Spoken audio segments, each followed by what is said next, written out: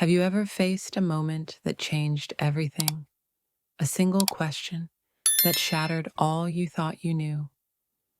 Join me as I share a story of unexpected vulnerability and the blurred lines of connection. You won't believe what happens next. Like and subscribe for more heartfelt tales. They claim life never readies you for certain instances, and they're correct. For nothing, not age, not experience, not love, can prepare you for that moment. That singular instant when everything shifts quietly, almost without notice. I still recall it vividly. His voice, gentle, uncertain, barely above a whisper. He gazed at me, not with arrogance or boldness, but with vulnerability. And he uttered something no mother, no woman, ever expects to hear. Can you assist me with my first time? Initially, I thought I misheard, but the ensuing silence confirmed I hadn't. In that instant, something within me fractured. I wish I could say I dismissed it.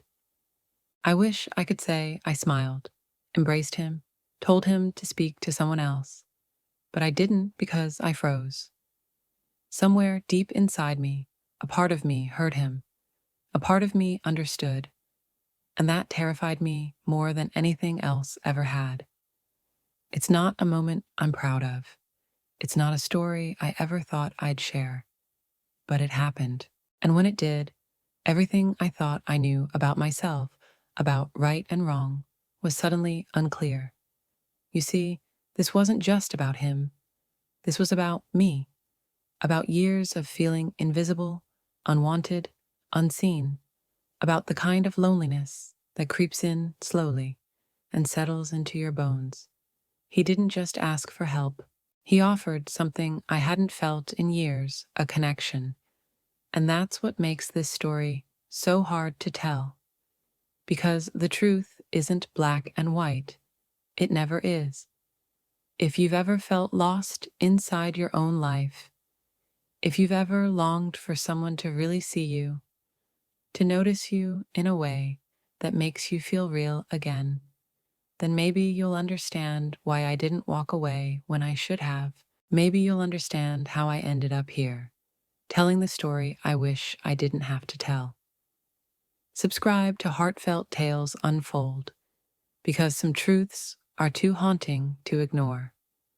And what happens next, you won't believe, I guess, to understand how things got this far.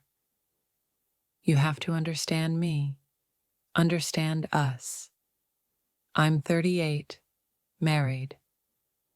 On paper, everything looks fine, maybe even ideal. Nice house, 2 cars, quiet neighborhood where you hear sprinklers more than you hear arguments. But real life doesn't live on paper, does it? My husband David isn't a bad man. He works hard, provides, pays the bills, fixes the leaking faucet when I ask enough times. But somewhere along the way, he stopped seeing me, stopped noticing the little things. How I curled my hair for dinner, how I wore perfume to bed, how my voice got quieter every time I realized he wasn't listening. We used to talk, laugh. Now we just exist, like roommates who occasionally bump into each other in the hallway. He comes home late, eats alone in front of the TV, falls asleep on the couch more nights than not. And me, I've become the background noise in my own marriage. Some nights I sit at the kitchen table long after the dishes are done, staring out the window like I'm waiting for something. I don't even know what. Maybe a sign. Maybe permission to admit how empty I've been feeling. And then there's Josh, 19, my stepson, David's only child from his first marriage. His mom left when he was little. No calls, no birthdays, just disappeared one day and never came back. When I came into their lives, Josh was 12.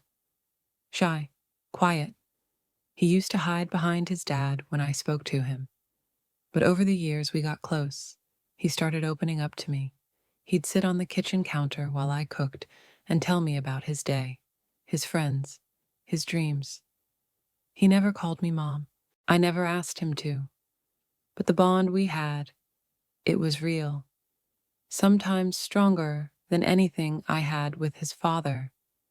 I was the one who helped him with his first heartbreak, the one who stayed up late with him before exams, quizzing him until his eyes drooped, the one who held him when he cried silently because he hated showing tears. And somewhere along the way, he stopped being just my stepson. Not in a romantic way, not then. But emotionally, he became the one person in the house who saw me. He noticed when I wore a new dress. He asked if I was okay when I sighed too loud. He listened, really listened when I talked. That kind of attention when you've been starved for it. It starts to feel like oxygen. Our house, despite all the warmth it should have had, always felt cold. Not physically. God knows we had central heating, but emotionally. Everything was in place, but nothing felt in place. We were like actors in a play we'd all forgotten the lines to. Josh and I became the only real connection in that house. We'd laugh together, share little inside jokes, even watch old romantic movies late at night when David was working late again or just not interested. I'd pour us tea, and we'd sit on opposite ends of the couch, quoting lines from the movie like we were in on some secret the rest of the world didn't know. But there were moments, brief, fleeting moments, where something shifted. He'd look at me a little too long, or I'd feel a flutter I didn't want to acknowledge. It was subtle, too subtle to call out, but real enough that I noticed. And then came that night. We'd just finished watching a film. I don't even remember which one. Something romantic and bittersweet, the kind that makes you ache a little when it ends. I stood up to clear her mugs, and as I turned to say goodnight, Josh paused. He looked at me, not the way a stepson looks at a stepmother. There was something softer in his gaze, deeper. He opened his mouth like he was about to say something, then stopped. His eyes held mine for just a second too long. And then he whispered, "Good night," and turned away. But I stood there frozen because in that pause, in that tiny hesitation, something unspoken passed between us. I felt it. And I know he did too. It wasn't just a glance. It was a crack in the wall we'd both been pretending didn't exist. And once something cracks, it never quite fits the same way again. It was a Wednesday night, quiet like most nights in our house. David had already gone to bed, early as usual, claiming he had a long day ahead. I stayed up just like I always did, sipping lukewarm tea and letting the silence settle around me like a heavy blanket. I didn't hear Josh come downstairs at first, but then I noticed the soft creak of the stairs, the cautious rhythm of footsteps, trying not to wake anyone. He walked into the kitchen barefoot, wearing one of those oversized hoodies that made him look younger than he was. There was something in his face, not sadness, not exactly, more like hesitation, like something was sitting on his chest and he didn't know how to say it out loud. "Can we talk?" he asked. Just that simple words. But something in his tone made me put my mug down. "Of course," I said, trying to keep my voice even. We sat at the kitchen table, the same one where I'd packed his school lunches, helped him with homework, listened to stories about teachers and friends and heartbreaks. But tonight, the air between us was different. He was quiet at first, fidgeted with the string of his hoodie, looked at his hands a lot. Then finally he spoke. "I think I'm ready," he said. I looked at him, unsure what he meant. Ready for? He didn't look up when he said it. To be with someone. You know, my first time there was this moment where everything in me tensed. Not because I was shocked. Not entirely. He was 19. It made sense. But because of how he said it, who he was saying it to, I took a breath, trying to shake off the sudden tightness in my chest. I nodded slowly, offering the safest response I could find. "Well, that's a big step. Are you nervous?" He let out a small laugh, not a happy one. One of those soft, embarrassed sounds you make when you're trying to hide how scared you are. "I don't want to mess it up. I don't know what I'm doing, and I'm scared of being laughed at or disappointing someone." My heart squeezed a little at that, not because of what he said, but because I could feel how much it mattered to him. That need to feel worthy, wanted, capable. I smiled gently, trying to ease the tension. "Everyone feels that way the first time," I said. "It's normal. You don't have to rush it. The right person will understand." He looked at me then. Really, looked. "That's the thing," he said. "I don't trust just anyone to understand. I trust you." I didn't know what to say. My mouth opened, but no words came out because his eyes weren't just pleading for advice. They were searching mine for something more. "You've always understood me," he said quieter now, "more than anyone ever has. You've always been there, always made me feel safe." I laughed nervously, trying to brush it off. "Well, I've had a lot of practice taking care of you," but my voice didn't land right. Even I could hear it.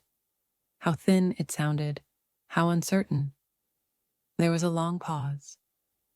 Not uncomfortable, but heavy, like we both knew something had shifted, but neither of us wanted to name it. Then, without thinking, I reached out, placed my hand on his shoulder. A simple gesture, one I'd done 100 times before. But this time, I didn't pull away. His skin was warm. His eyes dropped to where my hand rested on him, then lifted back to mine. Something passed between us, unspoken, uninvited, but undeniable. I let my hand linger a second too long, just one heartbeat more than I should have. And that second, that heartbeat was enough. Enough to let the thought form. Enough to plant the seed. I took my hand back quickly, clearing my throat. "Well," I said, forcing a smile, "you'll figure it out. You're thoughtful. You care. That's more than most people have going for them." He didn't argue, just nodded, still watching me, still waiting, maybe. Eventually, he stood, said goodnight, walked back up the stairs, and I sat there, frozen. The silence around me louder than it had been all night, because in that brief conversation, everything changed. It wasn't about advice. It wasn't even about sex. It was about something deeper. A longing, a trust, a hunger for connection, for closeness that we both recognized. And once that hunger surfaces, once you look someone in the eye and realize they see you, really see you, it's almost impossible to unfill it. I wish I could say that was the end of it, that I brushed it off and moved on. But the truth is that was just the beginning. After that night, something changed inside me. I tried to pretend it hadn't. I tried to wake up the next morning like everything was the same, like his words hadn't echoed in my mind all night. "I trust you. You're the only one who's ever really understood me." But I couldn't stop hearing them over and over, like a quiet drumbeat under every moment of my day. What was he really asking? Was it just guidance, reassurance? Or was there something deeper beneath his voice, beneath his eyes, beneath the way he lingered that night. I told myself not to read into it, that I was just lonely, that my own emotional hunger was making me imagine things that weren't there. But then, why did my chest tighten every time I heard his footsteps on the stairs? Why did I start listening more closely to the sound of his laughter, watching for the way he looked at me when he thought I wasn't paying attention? I didn't want to feel anything. God knows I didn't plan to, but it's like my body remembered something my heart had forgotten. What it feels like to be seen, to be wanted, even if it's only imagined. And that terrified me. I started seeing memories differently. Moments with David, my husband, that I used to excuse. Now they came back sharper, colder. I'd crawl into bed some nights, wearing lingerie I hadn't put on in months. He wouldn't even look up from his phone. No kiss, no touch, just silence and scrolling and sleep. Other nights, I'd reach for him, and he'd shift away, mumbling something about being tired. Every rejection was like a pin prick to the heart, small but constant, and together they made me numb. How do you stay whole in a relationship that slowly chips away at who you are? I started remembering the last time he touched me with intention, not out of habit, not just routine, but with that hunger I used to crave. I couldn't even remember when that was. But Josh looked at me like I still mattered, like I still had softness, like I still glowed.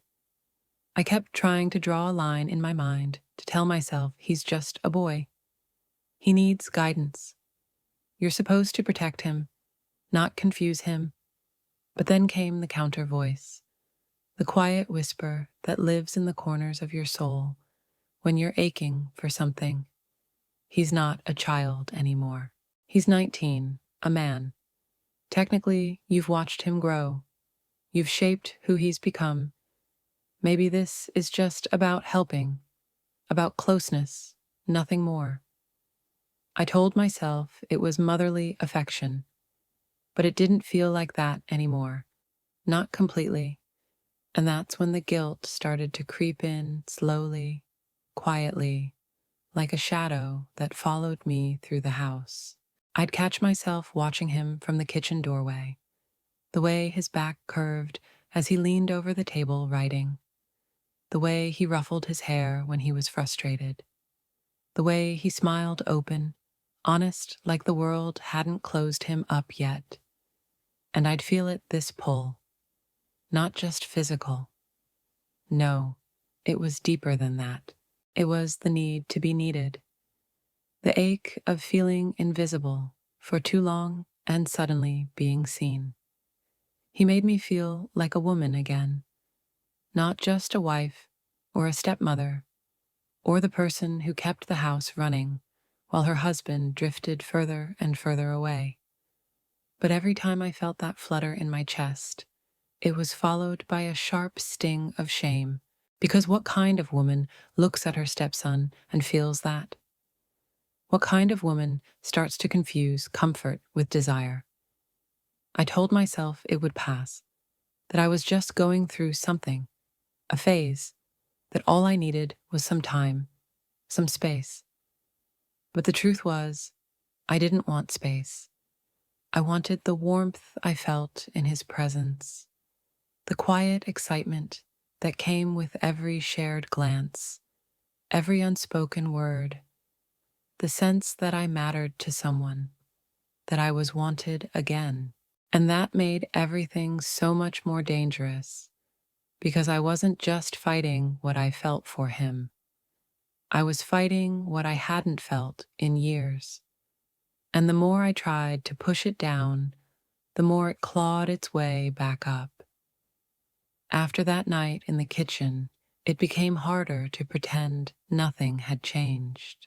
At first, it was subtle little things. We started spending more time together again. Movies in the living room became our thing. just like before, but now it felt different, charged. He'd sit a little closer. Our knees would brush sometimes, and neither of us would move away. His arm would rest on the back of the couch, and though it didn't touch me, I felt it, like the space between us was vibrating, and I let it happen. I told myself it was harmless, that I was imagining things, but the truth was, I didn't want it to stop. Those nights felt like something out of a dream I didn't want to wake up from. Soft laughter, dim lights, the kind of quiet intimacy you only get when two people see each other and no one else is watching. One night, he leaned over to grab the remote, and his hand brushed my thigh. He froze. I did too. And in that stillness, in that brief silence, something passed between us that was louder than any words. He pulled his hand back quickly, apologized, but I just smiled, said it was okay. I shouldn't have, but I did. It was like we were dancing around a fire we had no business getting close to, but neither of us stepped back. Our conversations changed too. He started asking deeper questions about love, about relationships, about what it meant to be with someone, not just physically, but really be with someone. And God help me, I answered, because it felt good to be wanted for my mind again, for my experience, for me. Then came the moment I'll never forget. We were sitting in the living room, the glow of the screen lighting our faces. The movie had ended, but neither of us moved. We just sat there in the stillness. And then, so quietly, I almost missed it, he said. Would you show me what women really like? My heart stopped. I turned my head slowly, thinking maybe I misunderstood. But his face, it was soft, honest, vulnerable. He wasn't being bold. He wasn't being crude. He was asking something from me, not just about bodies or sex, but about connection, understanding, trust. I didn't answer. I couldn't. I just sat there staring at him, everything in me screaming no and yes at the same time. My throat tightened. My pulse roared in my ears. And all I could think was, what I did next still keeps me awake at night. I don't know how long we sat like that.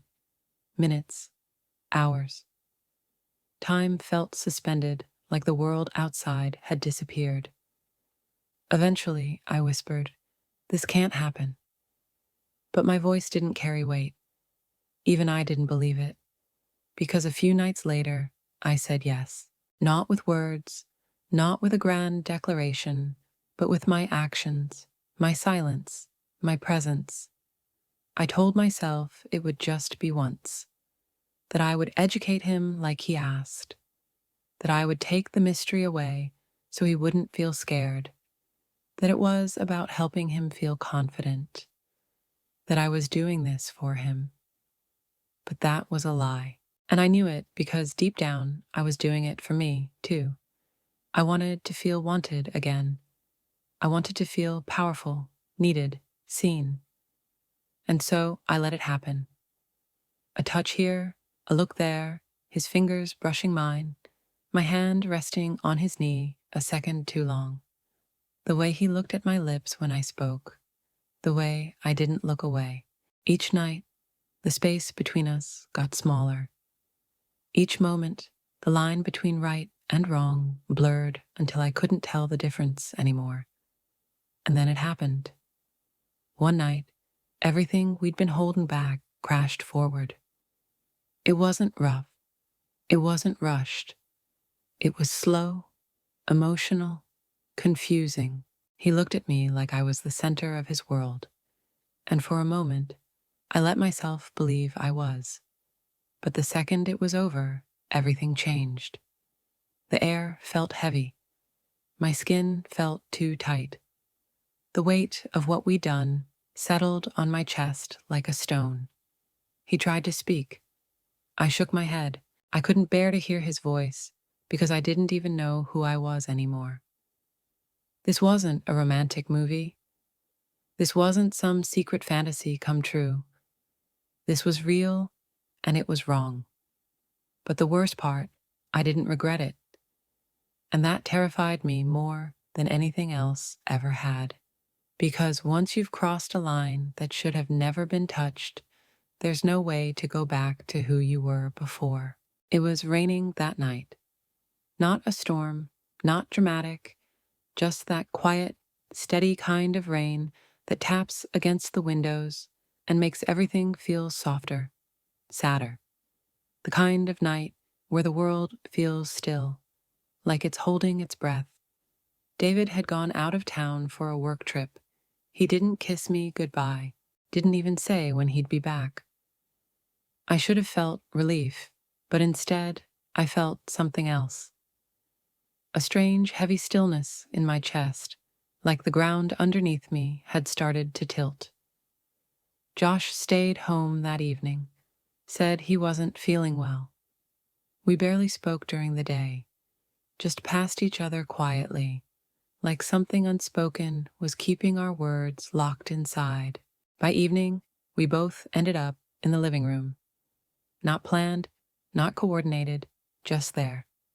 He was already sitting on the couch when I walked in. There was no movie playing this time, no tea, no snacks, just the sound of rain and the low hum of silence. I sat down beside him, closer than usual. And for a while, we just sat like that. No words, just breathing. Then he looked at me, not glanced, not peeked. He looked into me, and I knew. I knew what was about to happen, and I didn't stop it.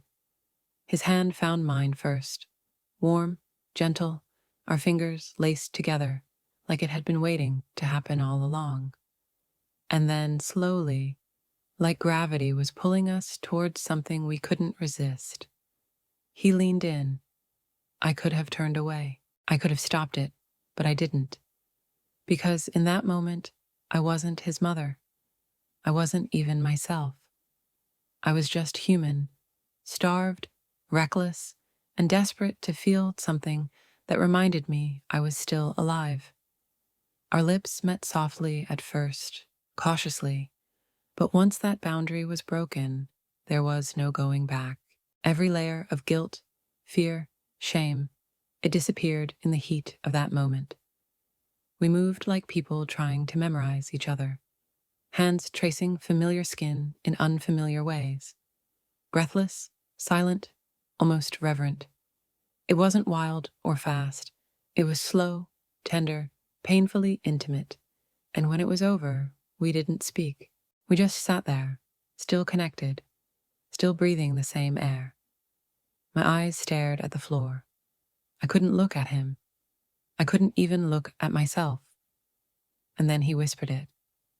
The words that made everything shatter in slow motion. I love you. So simple, so innocent, but laced with a truth I wasn't ready to face. I didn't respond. I couldn't because in that moment, I felt everything crumble inside me. My identity, my marriage, my sense of right and wrong. It all cracked, quietly like thin glass under pressure. He said it again, softer this time. I love you. And I just sat there, frozen, my heart screaming, my mind racing, my soul caving in, because how do you respond when you've crossed a line so deep, so irreversible, that even breathing feels like a betrayal? I wanted to tell him it was wrong, that it couldn't happen again, that we made a mistake. But none of those words came, only silence. And somehow that silence said more than any confession ever could. The next morning, the house felt off. Not broken, not loud, just wrong. Too quiet, too still. Like even the walls knew something had happened that couldn't be undone.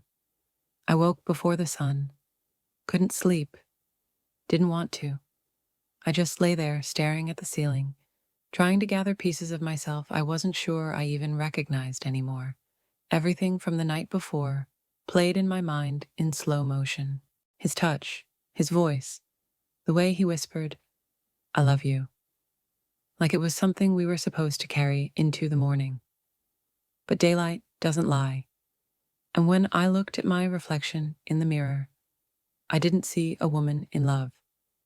I saw someone else, someone I barely recognized, ashamed, sick, afraid. I heard him downstairs, Josh. He was making coffee, humming to himself like everything was normal. Normal? I almost laughed. How could he act so calm, so steady when I felt like I was crumbling from the inside out? I stayed in my room longer than usual, waited until I heard him go outside before I crept down the stairs. Every step feeling heavier than the last. He'd left a cup of coffee for me on the counter, just like he always used to. It should have been sweet, thoughtful, but instead it made my stomach twist because it wasn't just coffee anymore. It was a quiet reminder of everything we didn't say. I barely touched it. All day I avoided him. I moved from room to room like a ghost, pretending to be busy, pretending to exist. And every time I caught a glimpse of him walking past the hallway, sitting on the porch, texting on the couch, he looked fine, happy, even like a weight had been lifted from him. He'd glance at me occasionally and I'd look away, afraid of what I might see in his eyes, afraid of what he might still see in mine. But he didn't seem shaken. Not like me. He smiled when we crossed paths, asked how I slept, laughed at something on his phone, and even tried to share it with me like nothing had happened. It was almost too normal, too. Okay. And that scared me more than anything because it meant he didn't understand the gravity of what we'd done. Or maybe he did and just didn't care.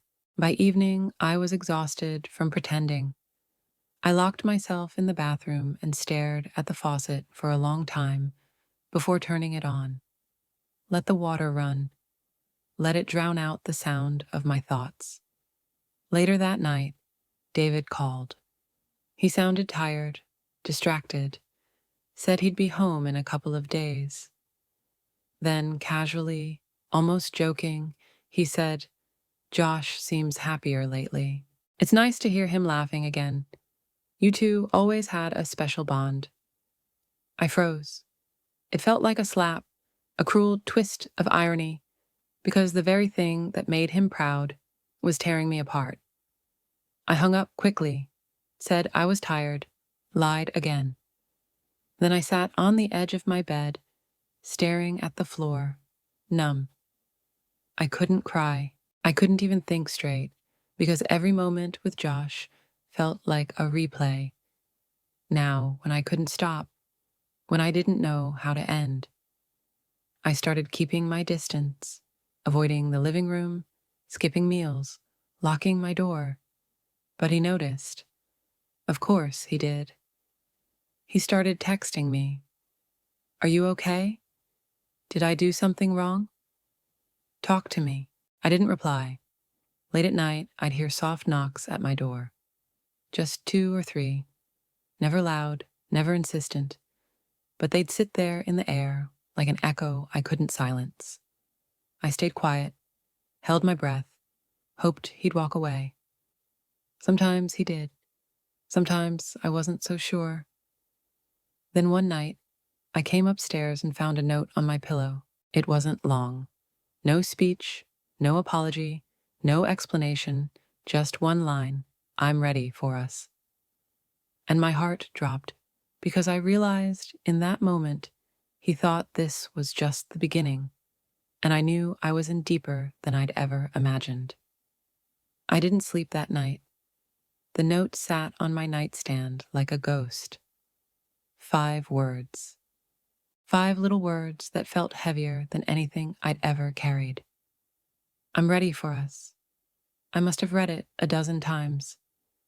My fingers trembling, my breath shallow, my heart doing this erratic dance between panic and ache. I stared at the ceiling, then at the walls, then at my hands, like somehow they could explain what I'd done, what we'd done. But there were no answers, only silence. And in that silence, I began to unravel. It hit me then, all at once, like a wave I hadn't seen coming. Even though I'd been standing in the tide for days, I lost myself. I let myself go. And for what? For 5 minutes of feeling wanted, for the illusion of closeness, for a fleeting sense of control in a life where I'd felt invisible for so long. I didn't even know who I was anymore. I wasn't a wife, not in any real sense of the word. David hadn't looked at me like a partner in years, hadn't touched me like a woman, hadn't loved me in a way that made me feel like I was worth holding on to. I wasn't a mother. Not to Josh, not really. So, what was I? What had I become?